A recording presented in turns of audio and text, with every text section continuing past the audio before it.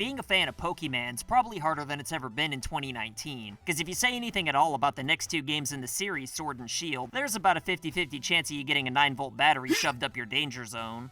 As I'm sure you probably already know, most of the Pokemon community's furious at Sword and Shield for being the first mainline games where Pokemon from previous generations would be unplayable. And according to many, the graphics are even less impressive than a lot of games on the 64. And even though there are a lot of people who think fans ought to stop complaining, the fact is that that's just not going to happen, so something absolutely needs to be done. And the two most popular solutions are either delaying the games until they're ready, or release them on schedule with constant patches adding more Pokemon until they're all included. But neither of those two scenarios seem likely at all after series producer Junichi Masuda came out of hiding with a statement that was supposed to calm everybody down, but unfortunately he delivered the speech in corporate language and most people don't understand it. So I've taken it upon myself to translate it for everybody right now.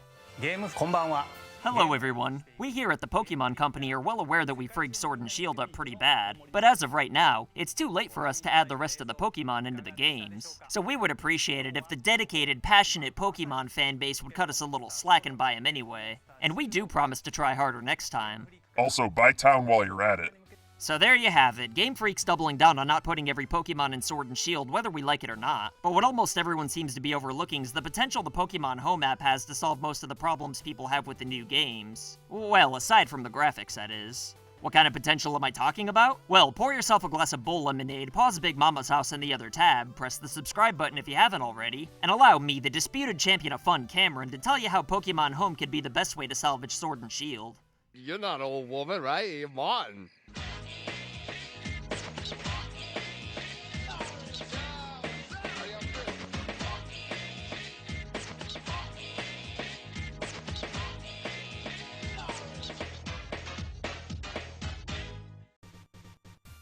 As far as my personal feelings towards Sword and Shield are concerned, I'm more optimistic than most, but I still don't blame fans for being disappointed.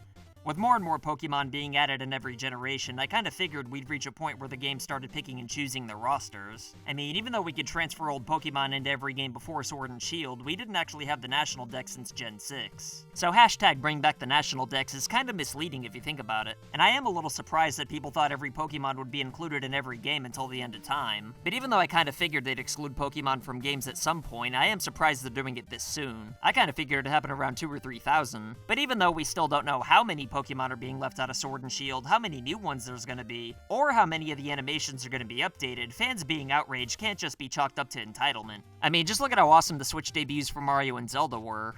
Well, Breath of the Wild was a Wii U port, but nobody played that version, so frig off. Fans were still justified in expecting more out of Sword and Shield, damn it. And even if you're excited for Sword and Shield, the fact is that there's enough people who aren't to where something has to be done. But delaying Sword and Shield's absolutely positively not gonna happen under any circumstances, because Pokemon games are always released to coincide with the anime and trading card games. Not to mention the Switch's other killer app was delayed until early 2020. And if Animal Crossing being delayed by 3 months caused Nintendo stocks to drop by $1 billion overnight, then just imagine what would happen if they delayed Pokemon on top of that. Miyamoto would probably have to sell the socks off his feet to that guy who drives around my old hometown claiming to be on a scavenger hunt. And we all know he'd prefer not doing that. I'm all for delaying games that aren't ready, but only when it's due to glitches or technical errors. But whether you like it or not, Sword and Shield are actually the games that Game Freak intended to release, and they're far past the point of no return. So the National Dex just isn't going to be included at launch. Patching the games wouldn't be a terrible idea, but unless fans are happy during the initial release hype, most probably won't pick a copy up later on since the games will be tainted in the eyes of many. So I honestly think it'd be more trouble than it's worth. And with that being said, I think the best thing Game Freak and even the fans can do is just make the best of the current situation and hope the next games hit it out of the park. If you're upset with Sword and Shield, I'm not saying you let Game Freak off the hook or even buy a copy though. Because I don't think fans complaining makes them ungrateful in any way. People have always had opinions, and if something like the Sonic the Hedgehog movie was released before the internet, people still would have hated it. But instead of outrage giving the studio a chance to salvage their efforts, it would have just bombed and lost a lot of money before the internet. So fans complaining should be considered a positive rather than shrugging it off as them not knowing what's good for themselves. After all, they're the ones paying money that may or may not have been hard-earned. But with a delay being impossible and patches being too little too late, what else could be done to save Sword and Shield? Well, I'm assuming you read the title and watched the beginning of the video, so you probably know I'm gonna say Pokemon Home. We don't really know a whole lot about what this app's actually gonna do besides store old Pokemon, but I think it has assloads of potential that can certainly soften the blow of Sword and Shield's lack of Pokemon. One of the biggest complaints about Pokemon being left out of Sword and Shield is that it's going to ruin competitive battling. And even if you're able to transfer all the important competitive Pokemon into Sword and Shield, we already know that Mega Evolutions and Z moves are out of the picture. So the competitive scene's automatically watered down for not having all the options the older games used to. But if Pokemon Home let you do competitive battles the same way Pokemon Stadium did except with the internet, then I really think it could take battling to a whole nother level. Especially if they let us transfer items over as well, because I think it's bullshit that we have to grind through the battle tower just to get our old equipment back. I know that 3D models and all that need to be made for Pokemon Home anyway, so you might as well just include them into the main games. But I'd be completely okay with playing Sword and Shield single-player game for now, and waiting a little bit longer for premium battling to be made available in Home with 3D models and animations for every Pokemon.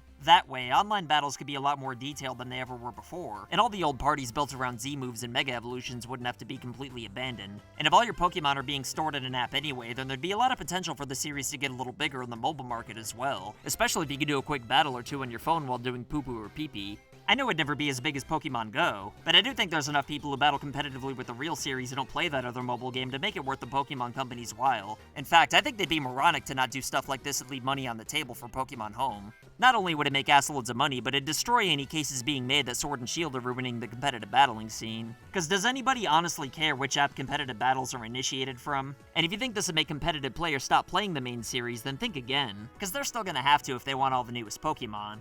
And we all know that competitive players aren't going to miss a Pokemon game anyway. As far as collecting goes, though, if Pokemon Home has a National Dex entry for everything you store in there, then I don't see why you need validation from Sword and Shield on top of that. I mean, do you really need to transfer Pokemon over from Home just to check Sword and Shield's Pokédex off? Either way, they're all just going to be sitting in a box anyway, so you might as well just keep them in Home. That way, if Sword and Shield are your first games, then catching them all is not impossible. There is still the matter of those classic parties you might have been transferring up since Ruby and Sapphire to get all the medals for beating each Elite Four. And to be blunt, it'd flat out suck if any of your old trusty Pokemon were discriminated against in getting medals from the 8th generation. But Pokemon Home could fix issues like this by providing challenge modes where you face Elite Fours of games you own or something like that. Although, I doubt they'll do this one specific thing since I don't think very many people besides me or my friend Perry actually care about it. Even if you're indifferent about medals though, you still might be disappointed to not be able to bring your old teams into Sword and Shield. But since they never really let us do that until the post-game anyway, I don't think this is really enough to ruin the experience. There is still the issue of the graphics though, and Pokemon Home can't do a damn thing to fix that. But if you ask me, I don't think the subpar graphics are enough to boycott the entire game. I mean, nobody really said anything about this till they found out about the National Dex, so I kinda think it's more piling on than anything else. Don't get me wrong though, I'm not saying the graphics in Sword and Shield look good, especially compared to other Switch games. And I definitely agree with most people in that the reason for this is because Game Freak rushed the games out and didn't care. But with the exception of that one individual tree everybody's been rightfully picking on, I don't think it's a deal breaker.